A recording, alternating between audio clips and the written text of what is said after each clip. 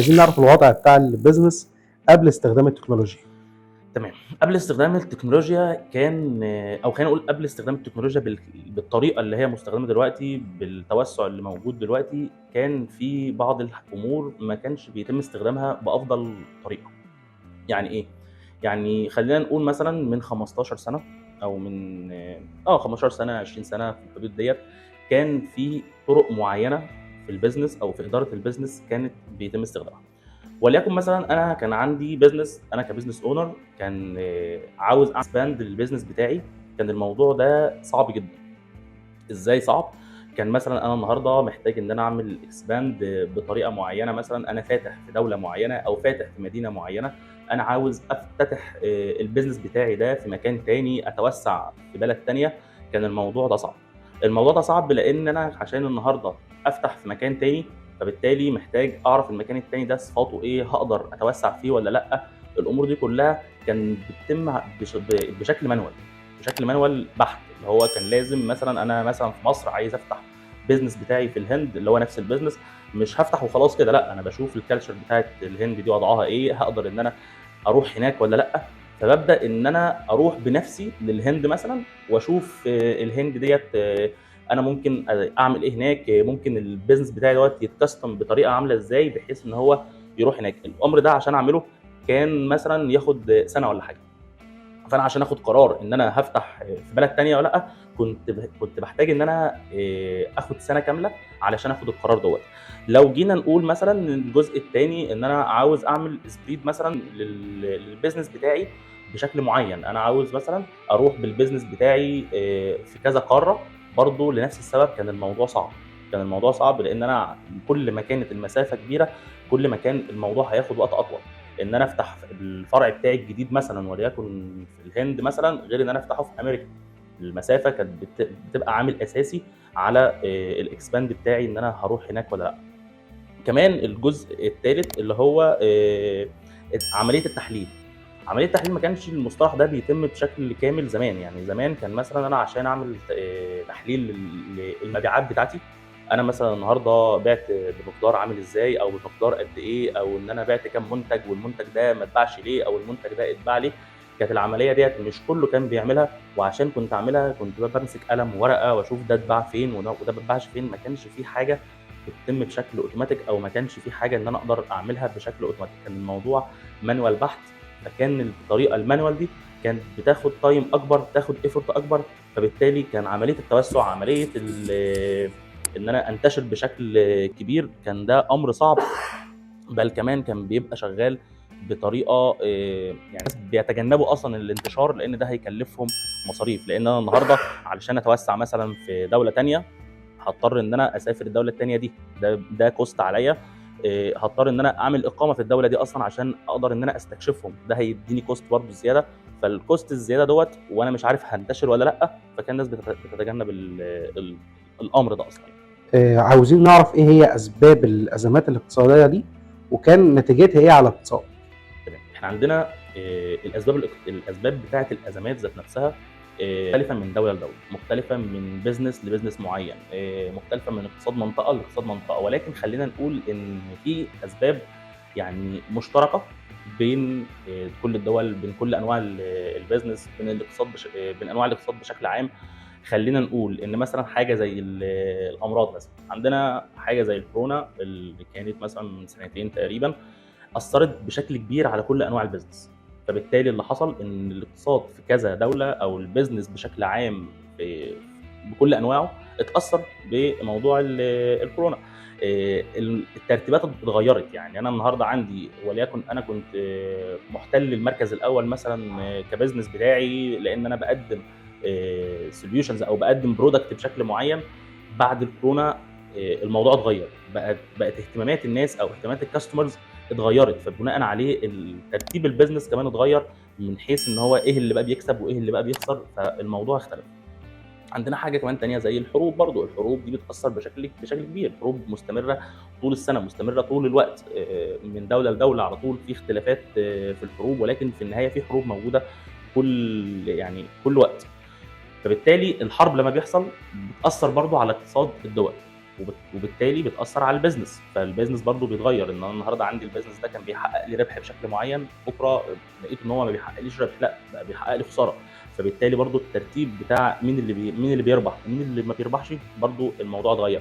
عندنا حاجه برضو زي الكوارث الطبيعيه مثلا، دول كتير في مناطق معينه مثلا في اسيا وليكن، الدول دي بتعاني لفترات كبيره مثلا من الكوارث الطبيعيه، الفيضانات والامور دي كلها. طيب هل الحاجه دي بتغير برضو في الاقتصاد؟ اكيد، لان الدول ديت برضو مؤثره اقتصاديا. فبالتالي انا عندي البيزنس بتاعي بيتاثر بالامور دي. فدي كانت من اسباب خلينا نقول ان الاقتصاد بتاع الدول او البيزنس بتاعي انا كبزنس اونر اولوياته اتغيرت، او ترتيبه بالنسبه لبقيه البيزنس او بقيه انواع البيزنس اتغير. فبالتالي انا لازم اكون فاهم ده كبزنس اونر. ده كده الجزء بتاع اسباب الازمات الاقتصاديه. نتيجه بقى الازمات الاقتصاديه، تمام. نتيجه الازمات الاقتصاديه، خلينا برضو زي ما احنا على سبيل المثال 3 اسباب للازمه الاقتصاديه، خلينا نقول برضو نتيجتين بس للازمه الاقتصاديه، اللي هو نتيجه على الشركات ونتيجه على الاشخاص اللي هم ماشيين في الشارع عادي خالص، برضو اتاثروا بالازمات الاقتصاديه.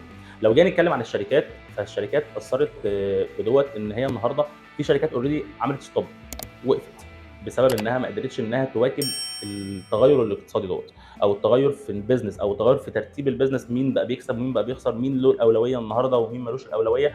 فبالتالي في شركات اوريدي وقفت ما عادش خلاص شغاله. عندي كمان من ضمن الحاجات ان انا الماركت فاليو بتاعتي اتغيرت، ان انا النهارده بعد ما كنت انا مثلا رقم واحد في البيزنس، وان انا البيزنس بتاعي هو اللي بيكسب على طول الوقت، النهارده بقى البيزنس بتاعي بيخسر. فاتغيرت اللي هو الفكره بتاع ان انا النهارده الفاليو بتاعتي ايه، فخلاص بقى يعني انا النهارده بعد ما كنت بكسب بقيت بخسر.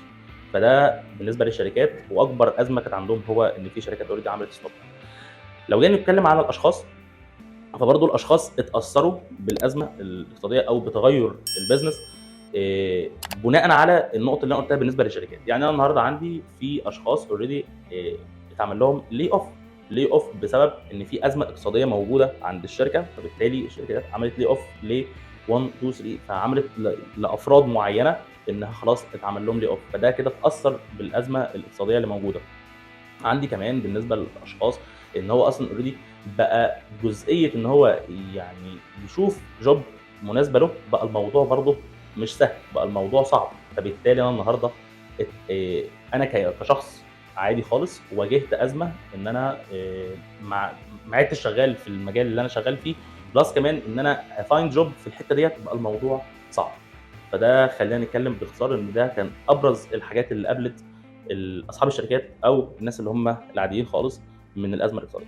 طب البيزنس اصبح وضعه ايه دلوقتي بعد ما احنا استخدمنا التكنولوجيا؟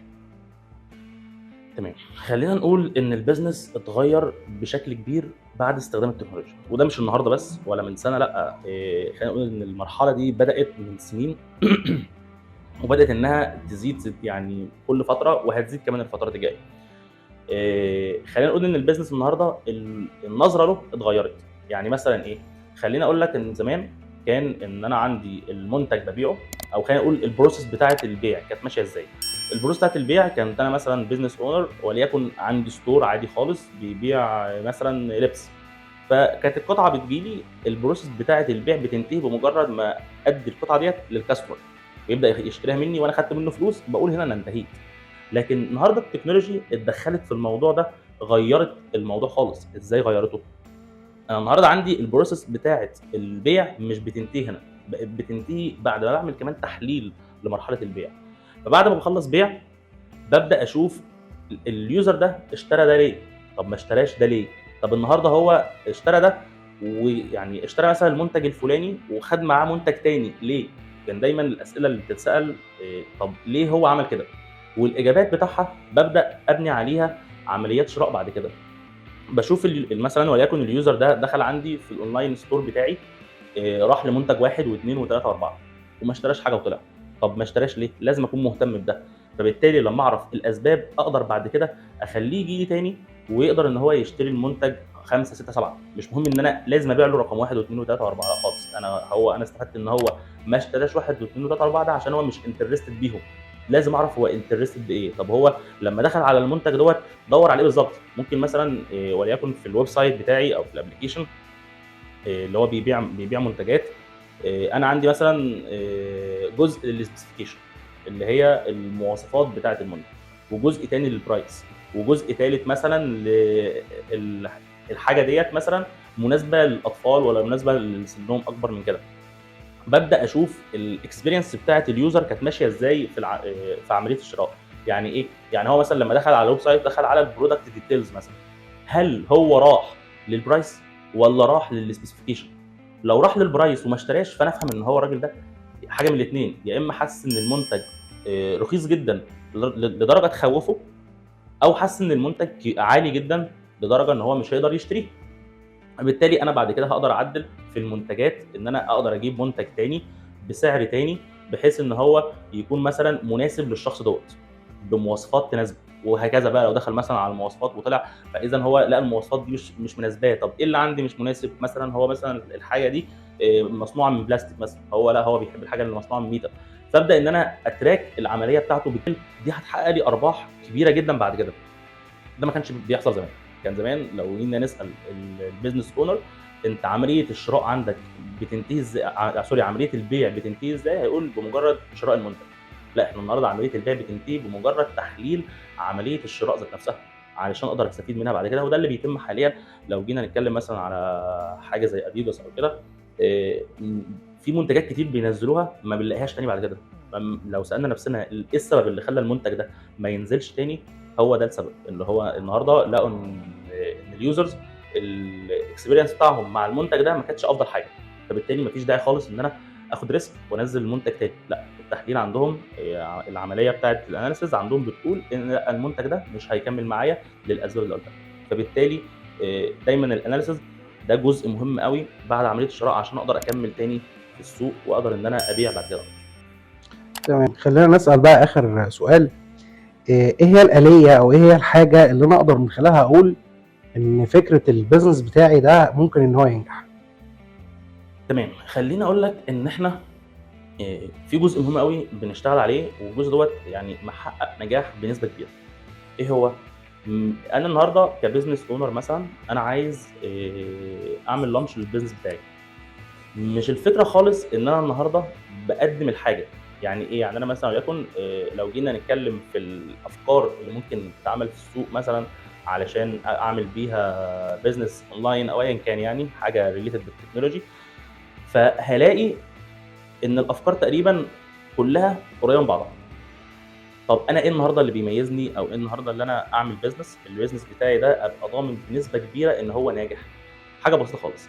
انا النهارده بقدم المنتج او بقدم يعني السيرفيس اللي هي الهدف من البيزنس. يعني البيزنس مثلا بيقدم سيرفيس معينه، ده الهدف الواضح، ده الهدف الواضح بتاع المنتج ده او بتاع البيزنس اللي انا عامله. لازم افكر في الطريقه اللي انا هقدم بيها السيرفيس دي الحاجه اللي هتميزني عن اي بزنس تاني، ودي الحاجه اللي مخليه اكتر من بزنس موجود في نفس الفيلد ولكن اللي كلهم موجودين وكلهم بيقدموا السيرفيس وكلهم ناجحين، وفي بزنس تاني ما بنلاقوش ناجح لانه مش بيقدم حاجه مختلفه. فالاختلاف هنا مش في السيرفيس اللي انا هقدمها، الاختلاف هنا في الطريقه بتاعه السيرفيس. يعني مثلا وليكن انا مثلا ستور اونلاين ببيع حاجه، وفي واحد تاني هيعمل بزنس برضه ستور اونلاين، ما ينفعش يقدمه بنفس الطريقه. لازم يبدا ان هو يدور على حاجه مختلفه. مثلا وليكن بنشوفها مثلا يقول انا هعمل البيزنس بتاعي او هعمل مثلا الاونلاين ستور بتاعي، بيخلي ان يبقى مثلا في تكنولوجي معينه ان هو يقدر من بيته يعرف المقاس بتاعه. فهنا انا وفرت لليوزر ميزه مش موجوده مثلا في ستور تاني، مثلا في ابلكيشن مثلا وليكن بيوصل الناس بين مكان والتاني. في ابلكيشنز كتير ببدا ابص في حته معينه، الحته ديت ان انا هبدا ازاي احسن له الاكسبيرينس بتاعته ان هو يروح من بيته مثلا للشغل او يروح من بيته للشغل، والعكس. ببدا ان انا احسسه باختلاف في طريقه تقديم السيرفيس. دي الحاجه اللي هتخلي اليوزر بتاعي يبقى معايا وما يروحش لاي حد تاني بيقدم نفس السيرفيس، لان انا بقدم له حاجه مختلفه عن الباقي. ودي الحاجه برضو اللي لازم نفكر فيها كبزنس اونر. لو انا هعمل لسه بزنس جديد، ده هيخليني فارق عن اي بزنس تاني في نفس المجال. شكرا باشمهندس غانم.